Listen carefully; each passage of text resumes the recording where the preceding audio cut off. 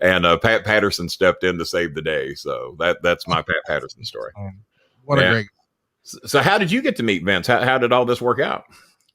I was at a show with Rick, and he's coming down the ramp, and he's got his security guard with him, and he goes over to say hello to Rick, and Rick says, "Hey, I want to introduce you to my friend." And I got to meet him and just shake his hand, and that was it. And I guess the year before that, maybe, I met Linda at SummerSlam, which was great.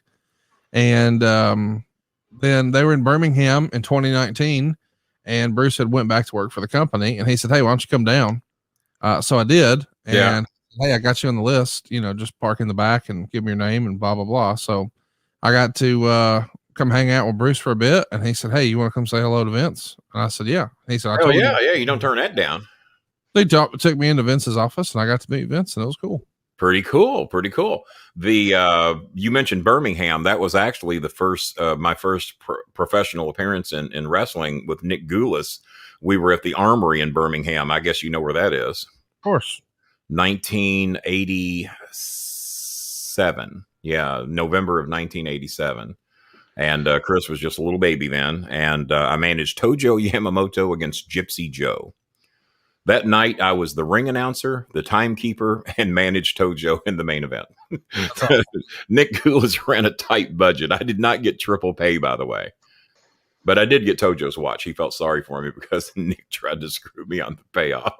So, and how dare me expect to be paid on my first show? But I thought I was in the big time. I thought I was going to be making a few grand a week. I'm a television star, and pay me.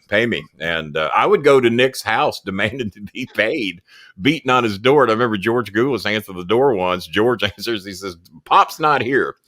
And I see Nick walk in the background with his bathrobe on right behind him.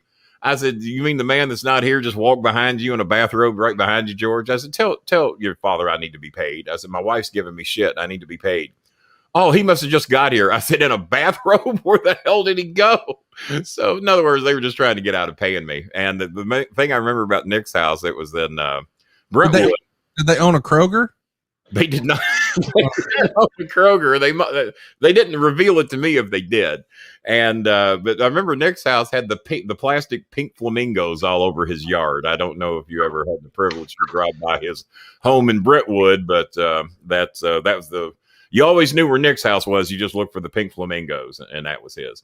And a rather modest house for who he was. It wasn't that big of a deal. Shit, I'm just from what I've heard about your place, you blow Nick's place away. But up on a mountaintop, how did you acquire this house?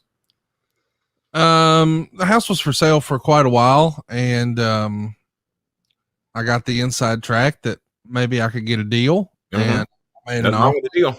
And it was maybe a low offer, and to my surprise, he took it. Yeah, I found myself with 2 homes all of a sudden, very quickly. Oh my! So 2012, I guess. Yeah, June of 2012 was when I bought it. And did you sell the second home, or I gave it to Mom and Dad? So Mom and Dad moved in there, and I moved in here, and we've been here ever since. This will be. You didn't say you gave it to Mom and Dad, did you? You sold it or gave it? Gave it. See, you and I are just not on the same page. Oh, you sell that home for a profit to Mom and Dad. I gotta work with you. And you only use meat money for your down payment, by the way. Yeah. Meat money's found money. You never miss meat money. Well, I do, but most people would not. Now for the fans that don't know, and I didn't know this until the other day. Shame on me. I didn't know that you were married to one of Ric Flair's daughters. Yes, I am. Yeah, not a bad catch. Not a bad catch at all. She went from being Ric Flair's daughter to Conrad Thompson's wife, so she's upgraded in life. Hey. Have you told Rick that she upgraded in life? It wasn't even my line. It was Ricky Morton's line. Ricky Morton's line. I love it. I know Ricky has a lot of good lines. I know Ricky and Robert very well from the Smoky Mountain days and the WCW days when we used to hang out and do the TBS television recordings. Did you ever attend one of those? Any of the recordings at TBS Studios? I didn't. I wish I would have, but no, that was me. That's an experience. That is an experience. See, I keep forgetting how young you are, though. See, I'll be 61 March the 16th. If you don't mind us asking, how old are you? 39. 39. Oh my God! Wow, you're still older than me. Just a baby. You're barely any older than Chris. My son's 30. He'll be 34 March 16th.